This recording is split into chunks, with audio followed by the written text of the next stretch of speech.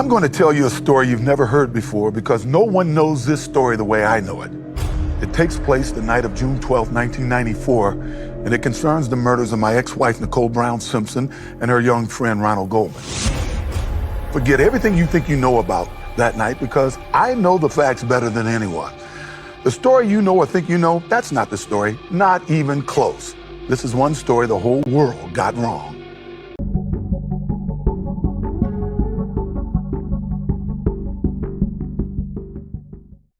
We are joined by Chris Todd, who is an investigative reporter, I believe television producer. You've done many shorts, and you work all kinds of true crime now. How are you doing?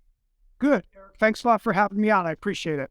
Well, it's good to have you. And I found out about you. Somebody reached out to me and said, hey, you got to talk to this guy about O.J. Simpson. Now, my personal opinion about O.J. Simpson is, well, he went through a trial. He was acquitted. I don't really follow it. I was around at the time, but I was in the Army, I had a lot going on, and I haven't really completely followed or made up my mind, but people have really strong feelings about whether he did it, he didn't do it, and I love to air out different opinions. And you have a definite, well thought out research thesis on what happened exactly with O.J. Simpson in that night. And this thesis goes back, I believe, into the 70s and 80s. Would that be fair to say? Yeah. Okay, so I don't know if it starts with this guy, but there's an individual, Joey Ip. Who is that? So Joey Ippolito is a former mobster from the De Cavalcante crime family. Joey is Joseph Ippolito Sr.'s son. They call him Joey Jr., Joey Ip. And his dad was very close to Sam the Plumber De Cavalcante, which is, most people know them as the New Jersey Mob. The Sopranos were loosely based on them, and they call them the Jersey Mob. So Joey was born into the mafia along with his brothers, and they lived in New Jersey, and then they had relocated to Miami, and they were close to Meyer Lansky, big-time mob guys in Miami for many years. And Joey was a speedboat racer in the 70s and 80s. And there were guys like Don Arano and Ben Kramer and Sal Magluta. You heard about these guys in the Cocaine Cowboys. And this speedboat racing thing was a giant coke smuggling front. Okay, it sounds like Miami Vice. They were always on cigarette boats. It was like literally, well, the cigarette boat was created by Don Arano. And Don Arano was murdered by the mob in 1987. It's a fascinating story, and how it ties to OJ, you'll see how it all kind of comes together. It's a once in a lifetime story for sure. Well, okay. So now, how did O.J. Simpson know Joey Ippolito? So, obviously Joey Ippolito knew O.J. Simpson in 1994. Okay, the year of the murders. We know that from sources that I've dealt with, talked to ex-mob guys, family members. Joey knew OJ years before that. As to the exact year, I don't know. Joey, it's very hard to find out a lot about Joey. There's hardly any footage of Joey. There's one documentary called Thunderman, the Don Arano story that has Joey right before he died. There is no footage of this guy. Brian Ross, the ABC reporter, did a story about Joey, and his reporter Donald Ray years ago in 94, and he touched upon these things. That interview has like barely ever been seen by anybody. It's actually archived ABC footage, and that was a very telling arrest of Joey Ippolito. There was this thing called Operation Lassima, the LA Sicilian Mafia, and this tied in James Caan, Ronald Lorenzo, the Bonanno family, Joey Ippolito, OJ, AC. There was this crazy stuff. Who's AC? AC Cowlings, Al Cowlings. Okay. The famous Bronco chase, OJ's best friend. AC used to work for Joey Ippolito. He was a driver. He was a bodyguard. Yes, this is all published. This is in public domain. So AC really knew Joey. As for how well Joey knew OJ, I'm still, to this day, trying to put a real finger on when they actually met. Okay, so now, why would OJ have known Joey Ippolito all the way back in the day, before 94?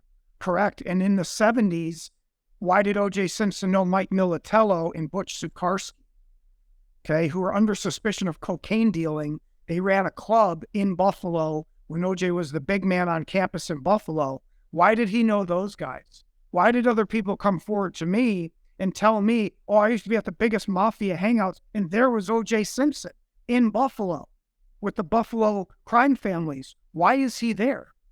And this is going to be hard for people to understand.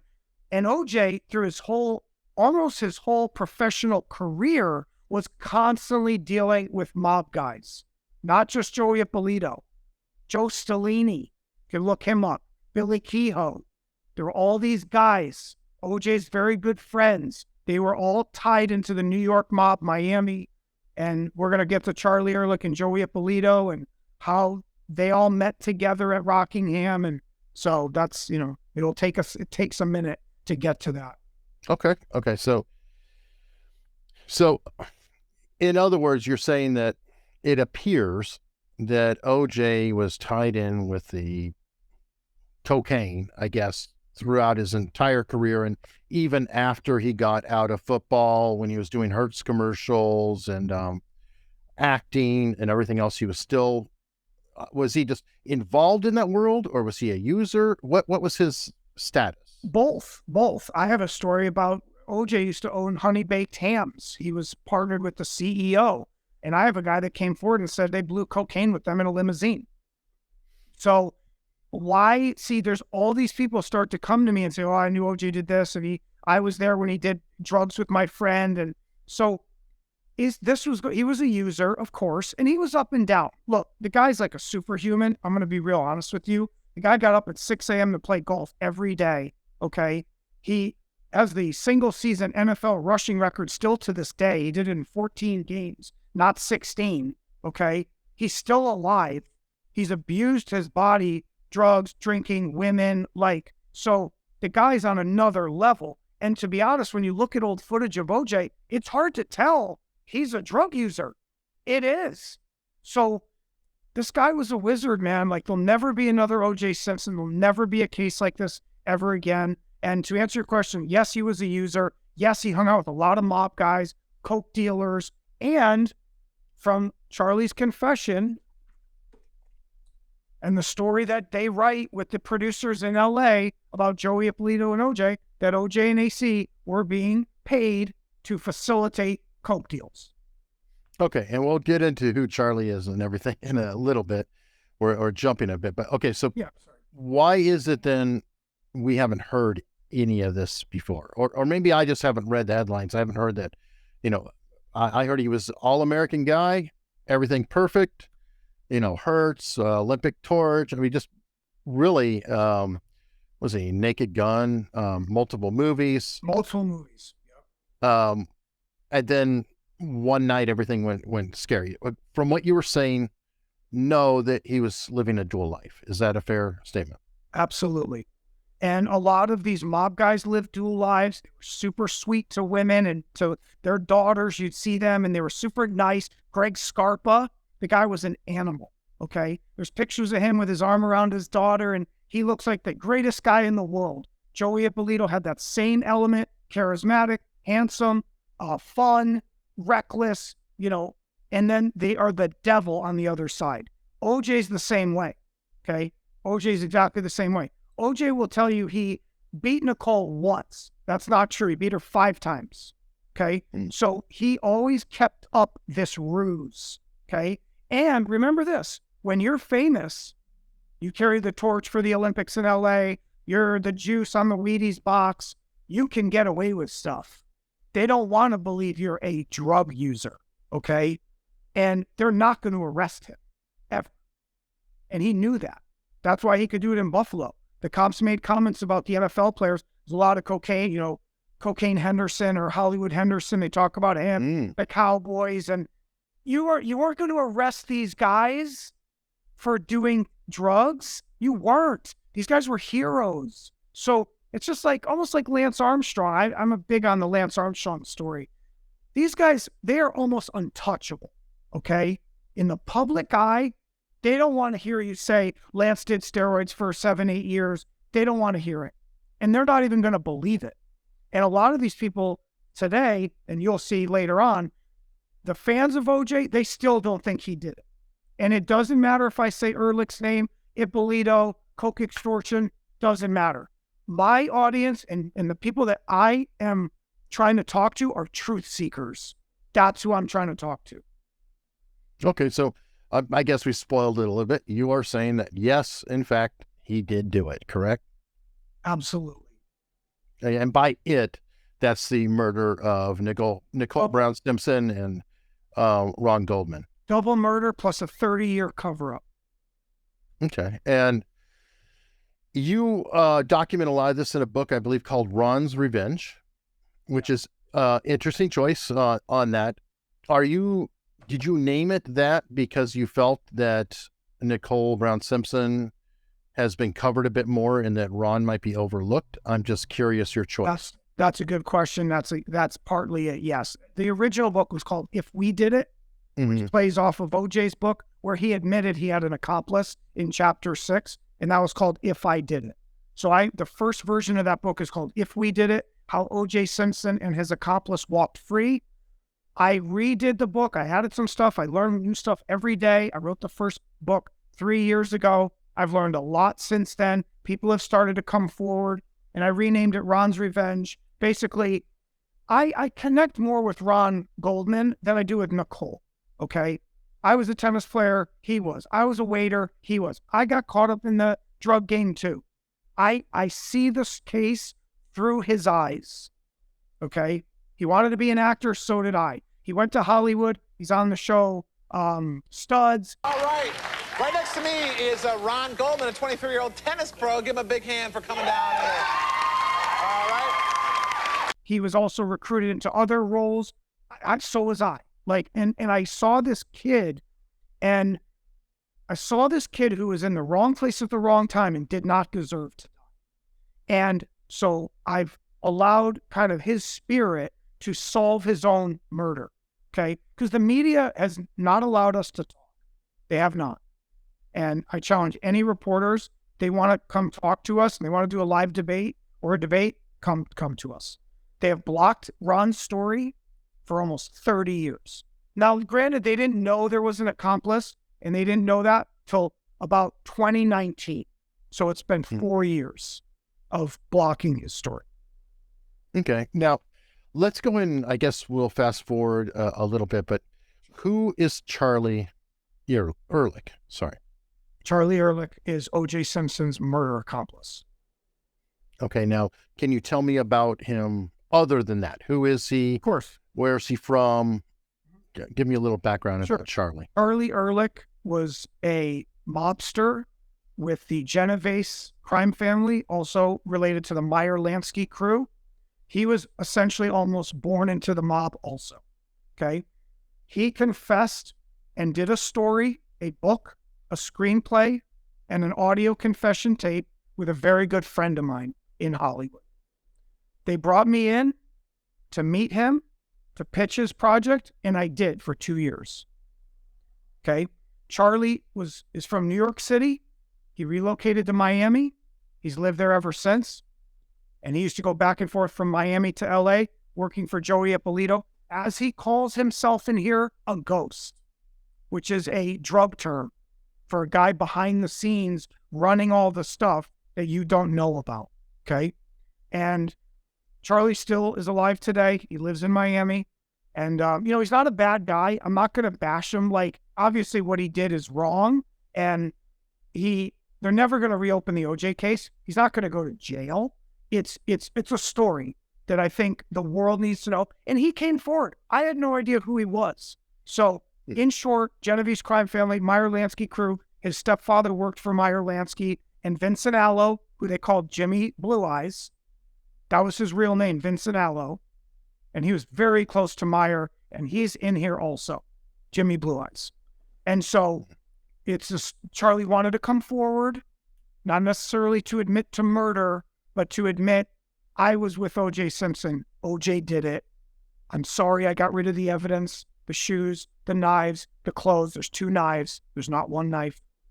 And I was friends with him for a while, and I still talk to him from time to time, but I just think it's bigger than all of us, and the truth needs to come out. And he's willing to talk. It just has to be done in a certain way.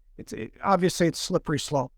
All right. Well, now to cover all the bases, because there's a lawsuit out there floating around. Correct. Because of a story written by Charlie. Charlie does claim now that a lot of it was, I think, quote unquote, bullshit. Yeah. I'm just saying, he has made that statement, and I want to put it out there and say, because everything is speculative. Unfortunately, much like OJ's book, If I Did It, which is insane. I did listen to the chapter, and we will go into it, but it is one of those weird situations I will say. You've investigated a lot of different stuff, Zodiac, other cases. Natalie Wood, Benet Ramsey, Emmett Till, Aaron Hernandez. There we go. Have you ever seen or heard of anyone writing a hypothetical confession to a crime? And you write in the book, now picture this and keep in mind that this is Purely hypothetical. Hypothetical. Yes. That's why there'll never be another O.J. Simpson. I'm sorry. It is kind of a chilling Oh, it's amazing. read to do. And obviously I'm interspersing clips from the Judith Regan interview, but I've never seen. He's very convincing. Let me put it that way. He's quite convincing in his description of the events. Well, and that's why O.J. starts out his Judith Regan interview. I'm going to tell you a story, one you've never heard before, because no one knows this story the way I know it. It takes place the night of June 12, 1994. It involves my ex-wife, Nicole Brown Simpson, and her young friend, Ronald Goldman. Forget everything you think you know about that night, because I know the facts better than anyone. The story you think you know, that's not the story, not even close. This is one story the whole world got wrong. I'm going to tell you a story you've never heard before because no one knows this story the way I know it. It takes place the night of June 12, 1994, and it concerns the murders of my ex-wife, Nicole Brown Simpson, and her young friend, Ronald Goldman. Forget everything you think you know about that night because I know the facts better than anyone. The story you know or think you know, that's not the story, not even close. This is one story the whole world got wrong. That's his opening monologue. Why is he saying that? Because there's an accomplice. And why does he say, well, this guy Charlie showed up? Well, let's back up and let's go through it. What happened that night? You want to dive right into that right now? Why not? Okay. June 12, 1994. It's a Sunday night, a terribly quiet evening. And all the neighbors told you so. But Joey wanted his money. So he sent Charlie. He wanted which money? What money was he missing? It's a coke extortion. It's a drug extortion against Nicole, Faye, OJ, and they say Keith Z. Okay, Keith was the manager of Mezzaluna. He was the district manager of all 3 Mezzalunas, Aspen, Brentwood, Beverly Hills. There was a lot of drugs being dealt in LA in the 90s. Okay, what Joey Ippolito did was, Joey was like jumped his parole from Pensacola, Florida. He was on the loose. You can look it up. He's on the loose. It's in a U.S. Marshal's book also. He was in L.A. in 1994, and no one knew that. He sent Charlie to go to O.J.'s house at about 10 o'clock on Sunday night, June 12th, to get money from him. It's an extortion. It's saying there's a drug debt. Now, is it debt Nicole's or OJ's or Faye? Well, because remember, in OJ's Ross Becker interview, in another interviews, he talks loosely about this drug debt. He says it in the Ross Becker interview right after the acquittal. I ask you a question. Have you seen written anywhere, where Marcia Clark, Phil Van Adder, Phillips, Darden, anybody ever asked Faye Rusnick who delivered her drugs? We know she was broke. That's everybody knows she was broke. We know it's expensive to do the type of things that she was doing at the time, allegedly, but they had an intervention. Evidently, she admitted it. Nicole took them to her stash. I got a question. Did they ever ask the question, did anybody deliver you drugs this week? I'm not aware of it, but again. But this is the most thoroughly investigated case of all time, yes. He's trying to blame Faye Resnick and Nicole, okay? What I believe, he's trying to get the blame away from him and say it's Nicole and Faye's fault. It's really OJ's fault, okay? That's why it's hard. It's really hard to explain, like, right off the surface, but it's Joey Ippolito setting an extortion, go get 100 grand, 80 grand. They say it's 50 grand. Do the math, it's 82.5 today, whatever, okay? Go get the money from OJ or he's fucked, okay? So Charlie shows up, OJ, I got to talk to you.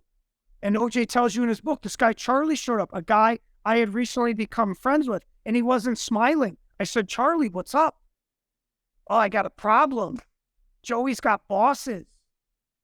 Okay, now this is diverging now a little bit because I know, because this is what I'm saying, man. It's gonna shoot at you like all these. Right.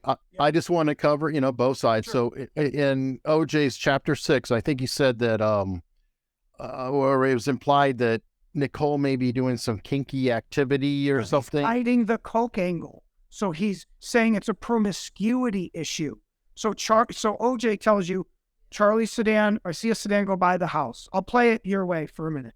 The sedan goes by the house. I look down. I didn't know who it was. Oh, it's Charlie. Hey, Juice.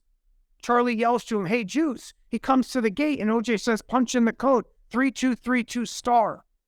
Come on in.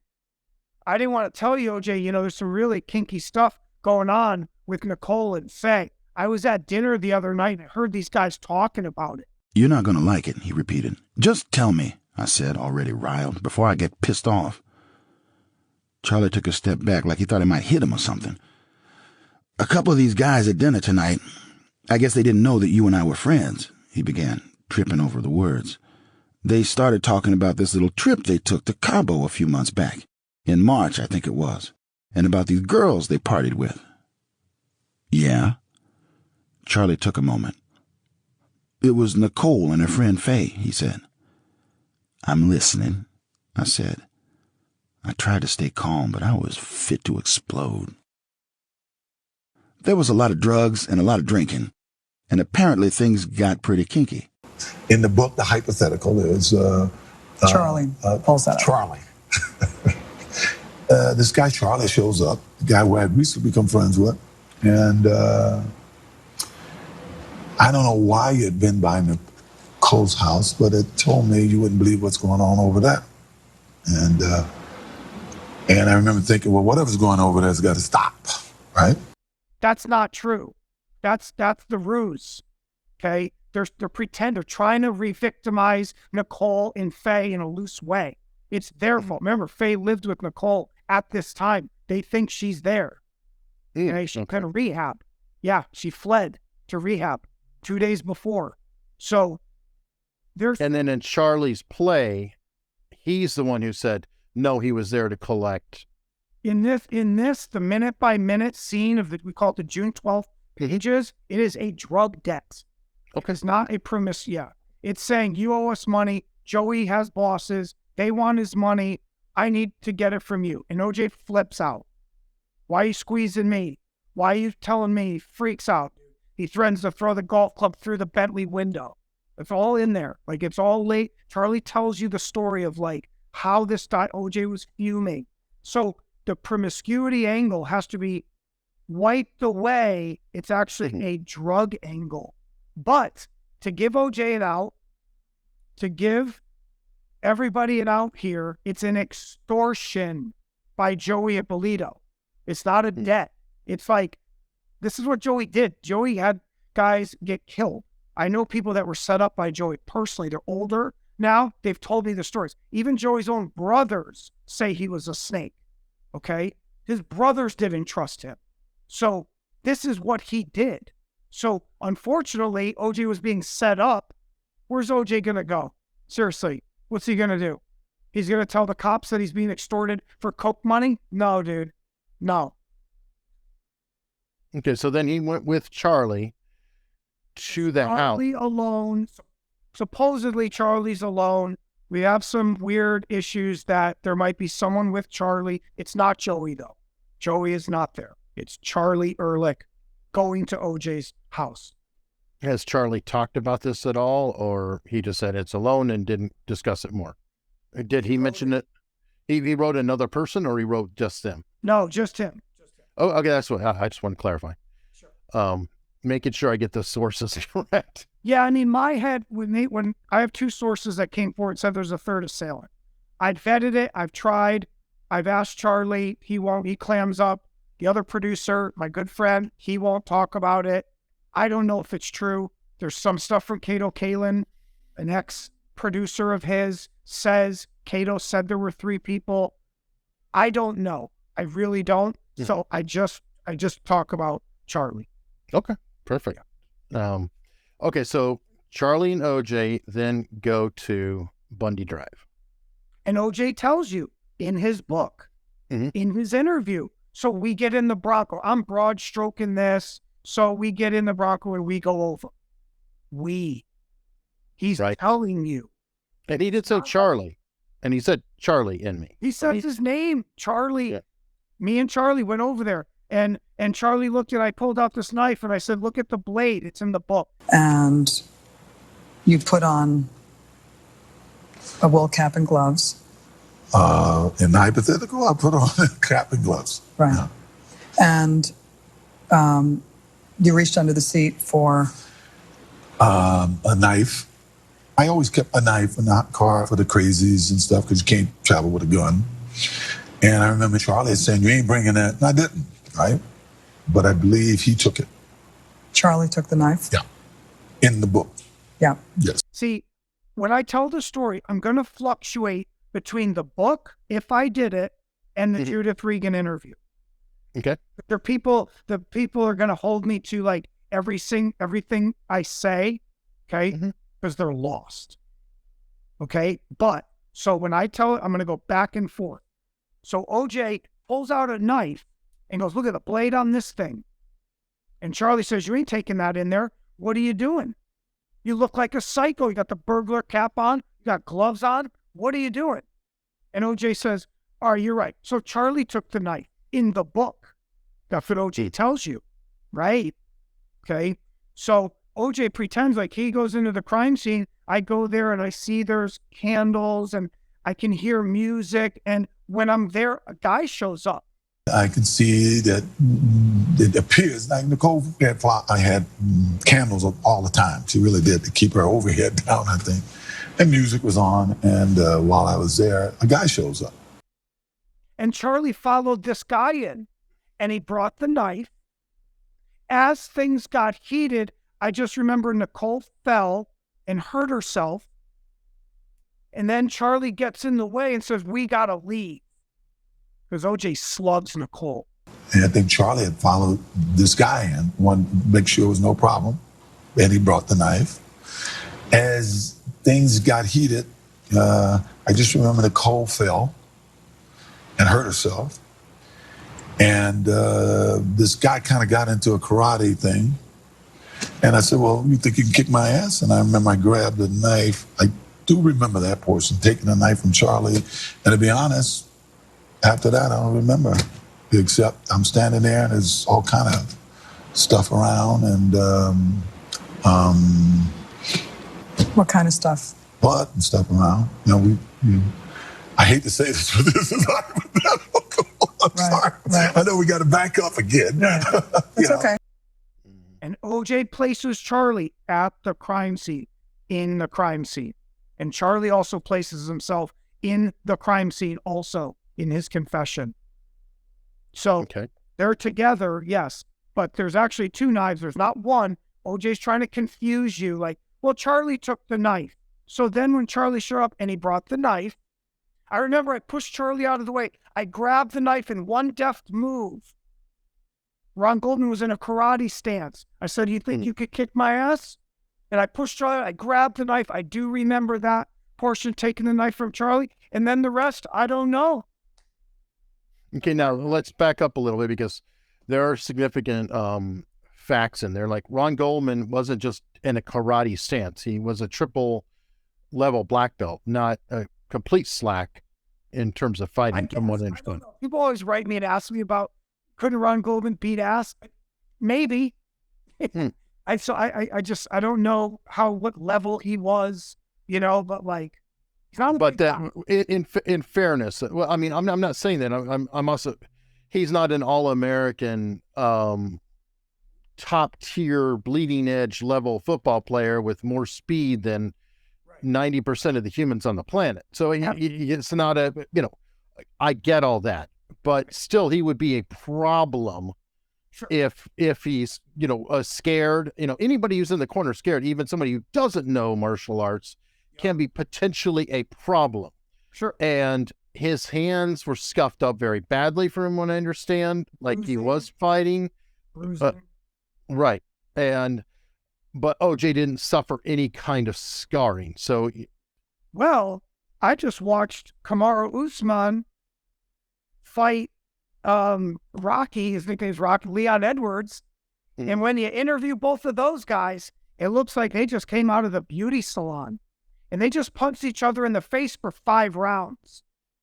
Some guys don't swell and they don't get cut. Now, I already know the OJ lunatics are going to go crazy when I say this stuff. I believe OJ was punched. He doesn't show it. Go watch some boxing matches of guys after they fought for 10 rounds and they don't look like they got punched. Okay? So Charlie's taking most of the brunt and Ron Goldman has bruising on both knuckles. Bruises all over them. He is striking something. They say, no, he fell into the fence and he hit both his hands on the fence like this. And then when he fell down, he landed with his knuckle. Who lands on the ground with their knuckles down? You don't. You land with your palms. Okay? So, and other people brought this up. Ron fought for his life. Absolutely he did. Absolutely. Well, having 2 people there would also make it more difficult to win that fight. He's trapped. He's in this alcove. They call it the killing cage. He's trapped. The door's open. I've talked about this many times. They find the bodies. The door's wide open. Why can't he run out the door? It's 3 feet away because he has 2 people on him. Now, did Charlie take any damage or write about taking? Absolutely. Yes, Charlie's bleeding. That's why OJ tells you there was an allele on the steering wheel. There's blood on the steering wheel that does not match OJ, Charlie, or OJ, Nicole, or Ron. He calls it an allele, which is a genetic kind of, not a mutation, but it's like a differing trait to the gene. He's trying to say it's not his genes. Okay. He tells you that on camera in the Ross Becker interview. I find it curious that there was a 4 allele drop of blood on the steering wheel that didn't come to Nicole, didn't come to Ron Goldman, didn't come to O.J. Simpson. I would submit that if they would have typed that blood dropped or smudged that they saw on the door handle of the Bronco, it probably would have been a 4 allele, but they didn't. If they tested that blood, there would have been an allele. Okay, Charlie's bleeding. Absolutely. And there's also reports of other blood at the crime scene that does not match OJ, Ron, or Nicole. Whose blood is that? Has it been tested to this day? No, because the LAPD won't test it. There's a court order that the DA controls the evidence. I have it in writing. I have it proof. So, and also Barry Scheck in his closing arguments says under Nicole's nails, tissue and blood comes back as a type B. But now we have the problem for the prosecution that when they do the fingernail scrapings, they come up on the EAP system with a B. That is not O.J. Simpson's type. That is not Nicole Brown Simpson's type. That is not Mr. Goldman's type. It is some other person. And that's what their typing results showed. And so then It doesn't fit. It can't be right. OJ, Ron, and Nicole are not bees.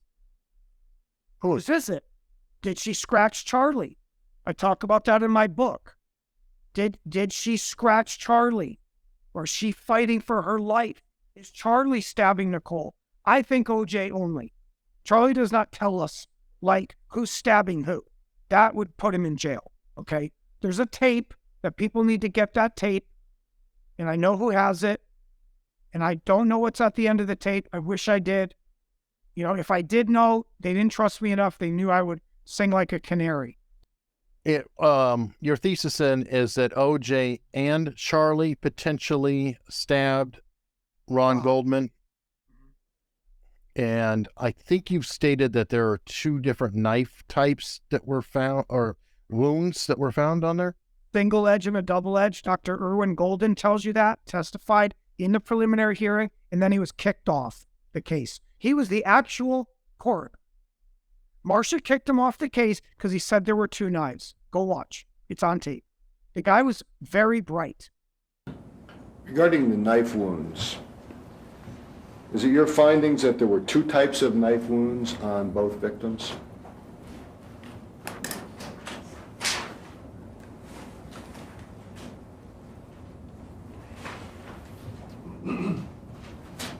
There are 2 morphologically different types of stab wounds on the victims. Namely, some of the stab wounds on the victims are indicative of a single-edged blade. For the reasons that I indicated, they have both a round or blunt end and a pointed end. And some of the wounds have a characteristically double-pointed or forked end, which would indicate that they could be made by either a blunt end instrument or knife or a double sharp end instrument. In other words, a 2-edged knife or a single-edged knife. And there's no way that my determinations can tell the difference between those. So there are 2 morphologically different types. Could 2 knives have produced the injuries on both of the victims? Yes.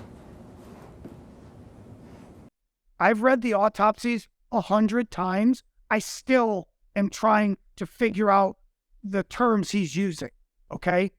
We're not doctors. He is.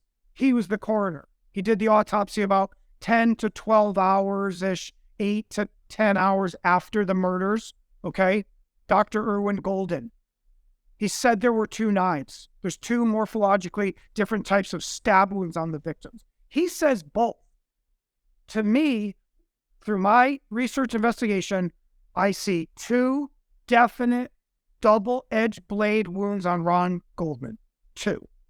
When you have a slicing motion, you can't tell if that's single edge or double edge. You cannot, okay? Bob Shapiro did a lot of work on this and really ripped apart these people about how can you tell which knife is, what way it's coming in? Is it slicing? Is it stab? A true stab will give you a dull end on one side and a point or tapered end on the other. That's a single-edged blade. If you have a true stab and it has pointed and tapered on both sides, it's double-edged. Ron Goldman has 2 of those. Absolutely irrefutable forensic evidence that it is a double-edged blade twice. Okay, and this is going to, it's probably a good point to go into that, I guess. I have a friend who's a really extremely sharp lawyer, and the thing that he's been pointing out when talking about it is the evidence doesn't line up with what they presented. Absolutely. Is this why he has a problem with it? Is because there were actually 2 people, in your opinion, and 2 knives? Is there other evidence that we can talk about that maybe doesn't line up that would make this make more sense? Because I believe he's of the viewpoint that OJ didn't do it because the evidence didn't line up. They didn't prove their case. I don't blame those people. There's a lot of people who think OJ didn't do it. I know a guy, he's a hero of mine. He wrote a book called Killing Time. He didn't think OJ did it either. But let me tell you why. And this guy is brilliant. He's a dramatist, playwright. He did a lot of work on the JFK assassination. Get his book. It's called Killing Time. Okay? The X factor, the whole, is Charlie Ehrlich. That's what confuses everyone. Okay? So, yes, it kind of looks like OJ didn't do it. How did OJ get rid of his bloody clothes, the knife, and the shoes, and no one ever found that stuff? Where is it? How did he commit this murder within 45 minutes? Get home, shower, leave very little blood evidence in his house, get in a limo like nothing happened, and drive away because he had help.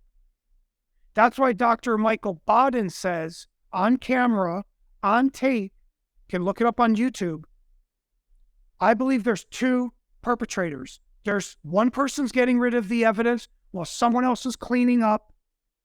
And that's why Allen Park never saw the Bronco, because OJ didn't drive it back to Rockingham. It was sitting on another street. And no one could figure that out for many years. Where's the Bronco? And the limo driver said, I didn't see it before. He drove past both gates like 4 different times, waiting for OJ. It wasn't home. It wasn't there when OJ came out, and it wasn't there when they drove out of the driveway. Where is it? That's why Charlie tells you he held it on Bristol Street, and OJ ran out, jumped the fence, came behind the house. They did not drive that Bronco. Where they found it parked was not where it was when OJ came home. Okay, so let's back up because we left it kind of middle of the scene right as it happened. More evidence is the bloody shoe prints, 10.5 size shoe print, parallel line. There's like 3 photos of them. Dr. Henry Lee talks about it. Dr. Baden talks about it. And Charlie's hat is in the Bronco. It's a Paperboy Mafia newsy cap, size 7 1/8 or 7 1/4. OJ wears an 8.5. They used to call him bobblehead as a kid, or large head. He has a giant head. The difference between an 8.5 and a 7 1/8 is massive. Okay? It doesn't sound like it is. It's massive.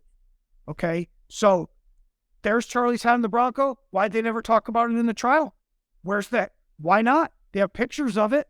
Why didn't they say OJ took off the hat, put it down, reached back for the wool knit cap? They didn't even do that because it's not his. It's the assailant. It's the accomplice's hat. So there's a lot of evidence, man. There's over 10 fingerprints at the crime scene that do not match OJ, Ron, Nicole, any of the neighbors, and any of the police. Whose are those? Now, do they match each other? Do those 10 match each other? We don't even know. They didn't even test them. They tested them only against OJ. This is what I'm talking about. It's all a ruse. Okay? They had another discussion about the fingerprints. They always talk about these fingerprints. They didn't even run them.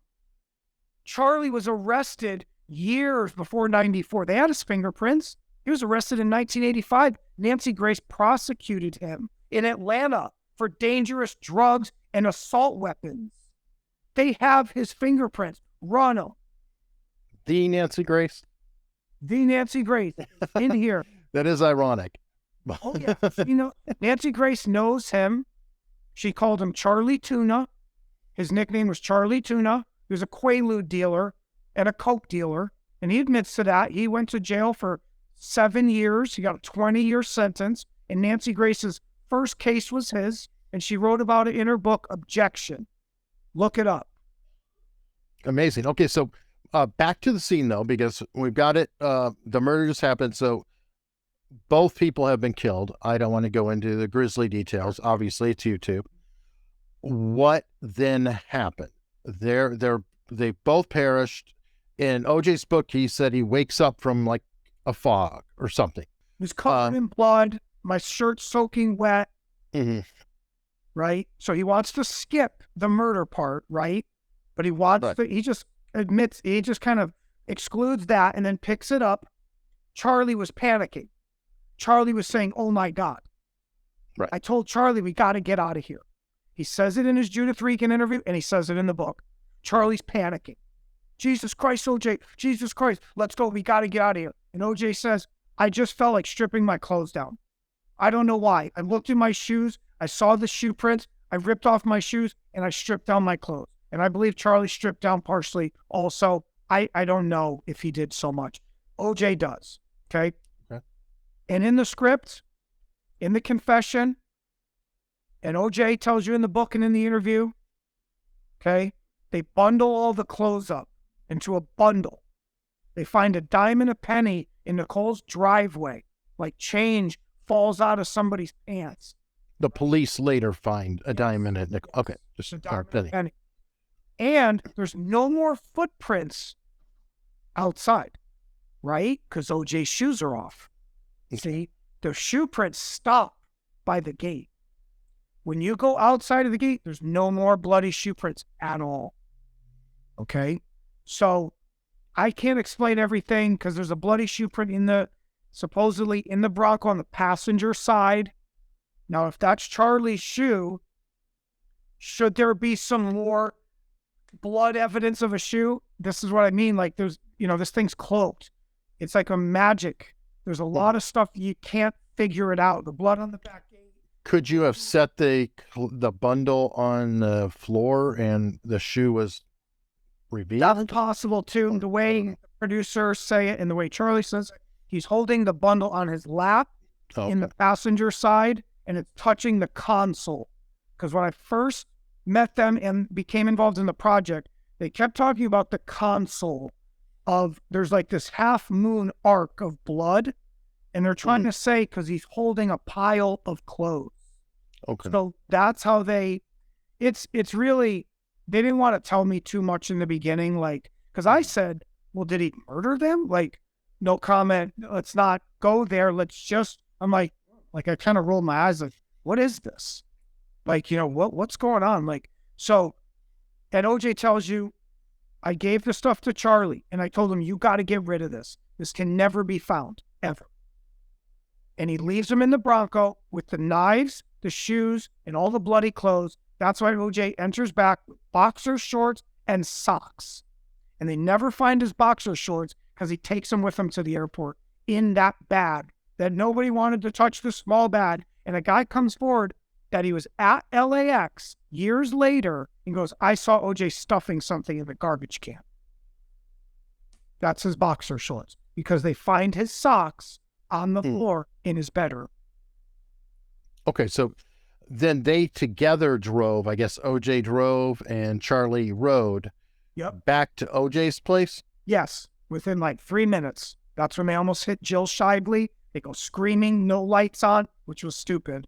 No lights on through San Vicente, and they almost hit Jill Shively. Okay, now back at OJ's place, somehow, there's another point though. In OJ's book, it just stood out of my head. He was talking about Kato the dog, and then there's Kato Kalin. Kato is Nicole's dog at Bundy. The dog witnesses the murders. Right. Okay. And then there's Kato Kalin, who lived. Named the dog after Kato. Oh, they did. Okay. Yeah, okay. Because he watched the kids. She at one time loved Kato, and they did have an affair. He pretends he didn't sleep with her. He did. He admitted it to someone I know. And there's other evidence of that too. But Kato lived with them. He used to babysit the kids. He was a funny, amicable guy. So they named the dog Kato. Okay. Well, I have a show partner who lives out in LA and writes and everything. He said that all these superstars have these people who are just their buddy. Their buddy who's just kind of always there or whatever. Right. And it sounds like, and I get the impression that Kato was kind of that guy. And then he became OJ's guy. See, he went from, and Nicole was very mad about that. She hated Kato at the end, hated him. She said she didn't want to see his face at all, okay? Because he went and lived with OJ. She felt it was a betrayal. He lived at Gretna Green with Nicole. Okay. Yeah. Okay. That's why Kato's there when that infamous 93 call happens. That's at Gretna Green. That's down the street. and Cato's in the background, and OJ's yelling at him, I don't want these hookers and these drugs, and I don't want all these people around my kids. Cato's there. People do, there's a lot of things, man. Yeah.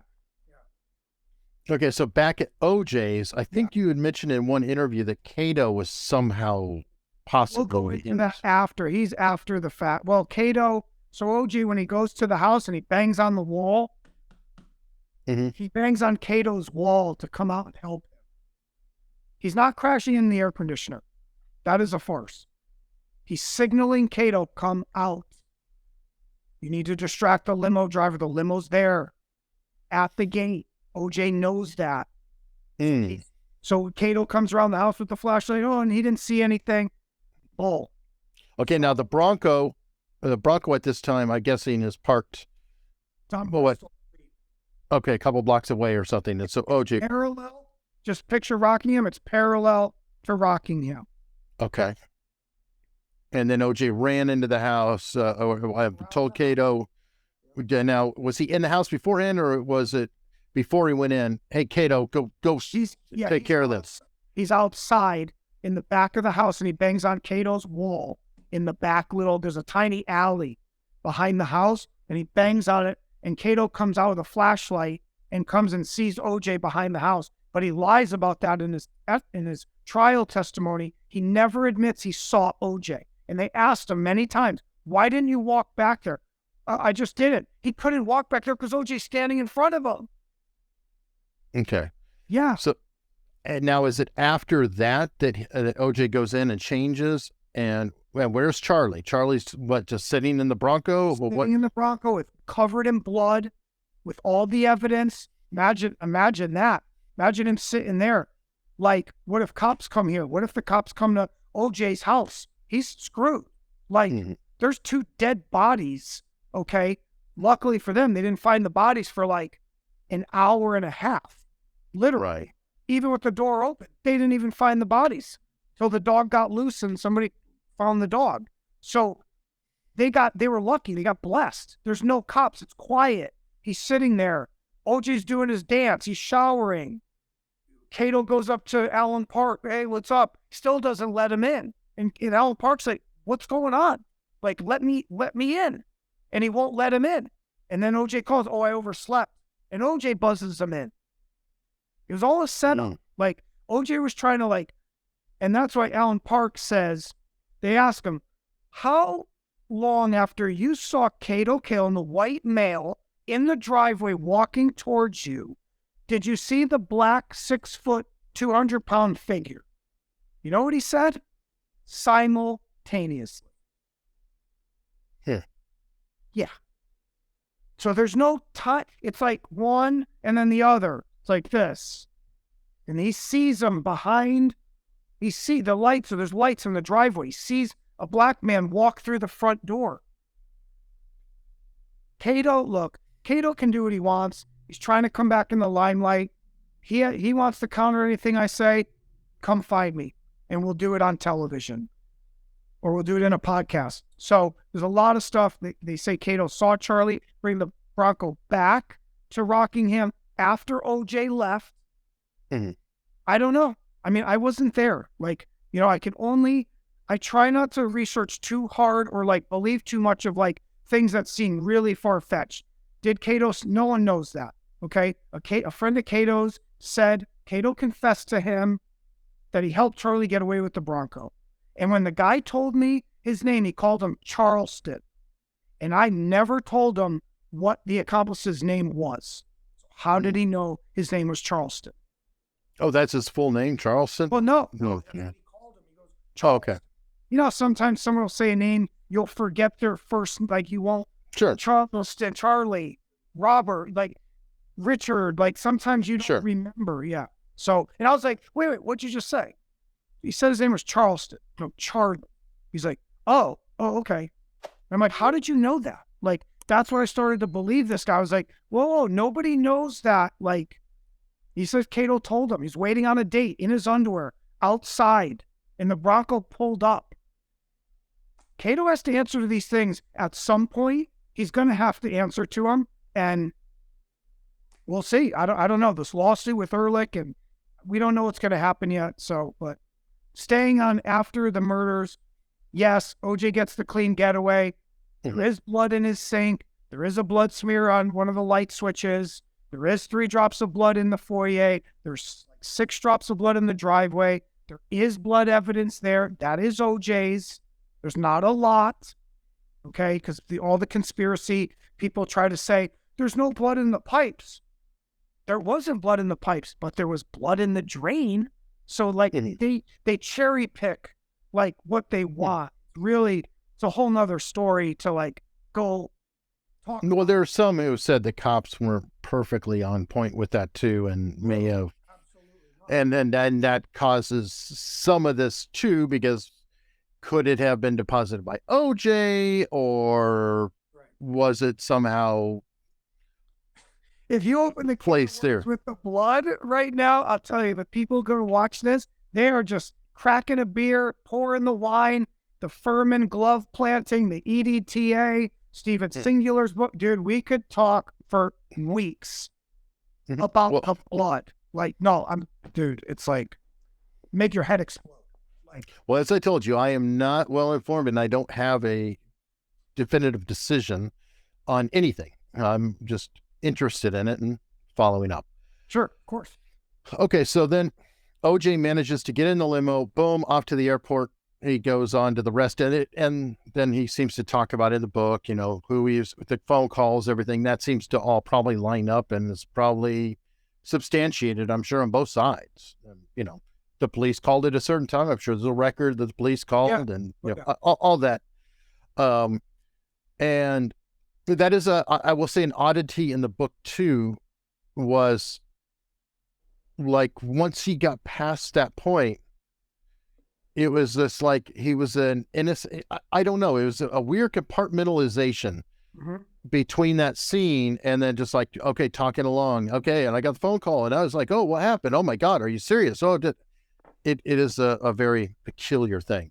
There are so many details about the phone calls and like when he called Cato to set the alarm and he calls from the limo, and there's stuff about OJ calling Paul Barbieri at 10:03. And was he in the Bronco? Did he have his cell phone in the house? Like, it's, man, like, look, that's why there's like 40 books. There's like 20 documentaries.